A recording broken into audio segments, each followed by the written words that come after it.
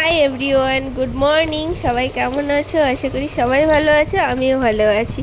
প্রায় 4 মাস পর তোমাদের সঙ্গে আমি ব্লগ শেয়ার করছি। হঠাৎ করে ইচ্ছে হলো চলো একটু ভিডিও করা যাক।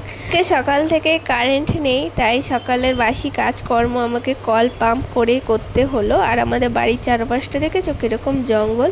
আসলে অনেকটা এরিয়া জুড়ে আমাদের বাড়ি, তো ওই বাগান বাড়ি বলতে পারো। যাই হোক, চাল ধোয়ার পর ভাত বসিয়ে দিয়েছি, মাছও ধুয়ে নিয়েছি। অল্প করে বরকে মাছ আনতে বলেছি, কারণ গরমে ভালো লাগে না। আমি তো মাছ খাই না, তোমার শ্বশুর শাশুড়ি বর দেওয়ার ওরাই খাবে। এখন যা গরম পরে, দিনে 3বার আর কি স্নান করতে হয়। তো সকালবেলা বাসি কাজকর্ম সেটা স্নান করে নিয়েছিলাম। নাইটিটার মেলা হয়নি, তো সেটাই এখন মেলে দিতে এলাম। আর এইদিকে আমার ভূতু সোনার দুষ্টুমি দেখো, মানে খুব দুষ্টু।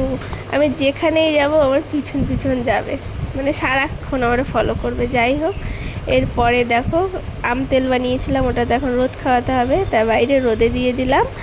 আর এদিকে ভাত আমার ফুটে এসেছে। বর আজকে সকালবেলা বাজার থেকে পরোটা নিয়ে এসেছিল, তো আমার জন্য বেড়ে রেখেছে। আমি এখন মানে রান্না করতে করতে বসে পেট পুজোটাও করে নিচ্ছি। আর দেখো, কালকে আমাদের উচ্ছে তোলা হয়েছিল, প্রায় 1 গামলা উচ্ছে আর কি, পোকা নষ্ট হয়ে গেছে।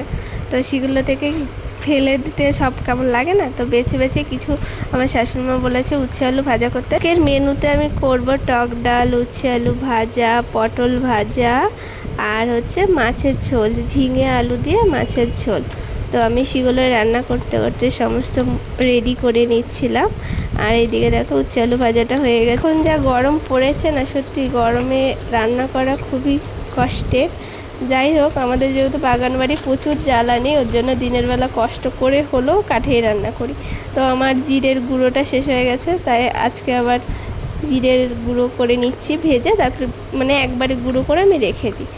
তারপরে দেখো, মানে রান্নার পরে আমি ভিডিওটা করছি। মাছের ঝোল, টক ডাল রান্না হয়ে যাওয়ার পর খাওয়া দাওয়া করে নিয়েছি, কারণ খুব খিদে পেয়েছিল। ঠান্ডা ভাত পটল ভাজা দিয়ে খেয়েছি, আমার শ্বশুর মশাই শাশুড়ি মাও খেয়েছে, তার জন্য পটল ভাজার আর ভিডিও নেই।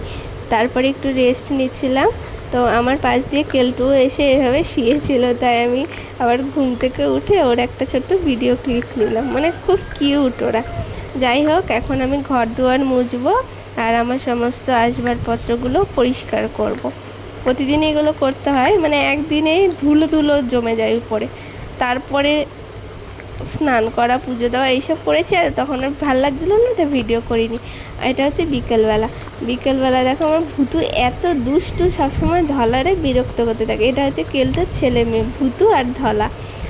আর আমাদের বাড়ির চারিদিকের পরিবেশটা দেখো, বিকেলের টাইম, মানে 3টে বেল গাছ আছে ঘরের পিছনে।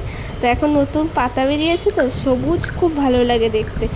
আর এগুলো কি ফুল বলো তো? আমরা তো এগুলোকে মাধবীলতা বলি, খুব সুন্দর লাগে দেখতে। যাই হোক, বিকেলবেলা আমার পড়ানো থাকে, তো এরপরে পড়িয়েছি বাচ্চাদের। তো এত গরম পড়েছে, মানে পড়ানো হয়ে যাওয়ার পর ঘরের লাইট টাইটগুলো সব অফ করে দিয়েছি, মানে লাইটের আলোতে মনে যেন গরম লাগে। যাই হোক, সন্ধ্যাবেলা চা করলাম, পাঁপড় ভাজা করলাম। তো এখন আমার শ্বশুর শাশুড়িকে দেবো চা আর পাঁপড় ভাজা, তারপরে নিজে পেট পুজো করে নেবো, তারপরে রাতে রান্না বসাবো। রাতে রান্না করেছে আজকে ডাল, আলু সেদ্ধ। ডাল ছিল, আলু সেদ্ধটা করেছি, তো সবাই ডাল আলু সেদ্ধ দিয়ে খেয়েছি। আর আমি পান্তা ভাত খেয়েছি, আলু সেদ্ধ কাঁচা পেঁয়াজ দিয়ে, ভালোই লাগে খেতে।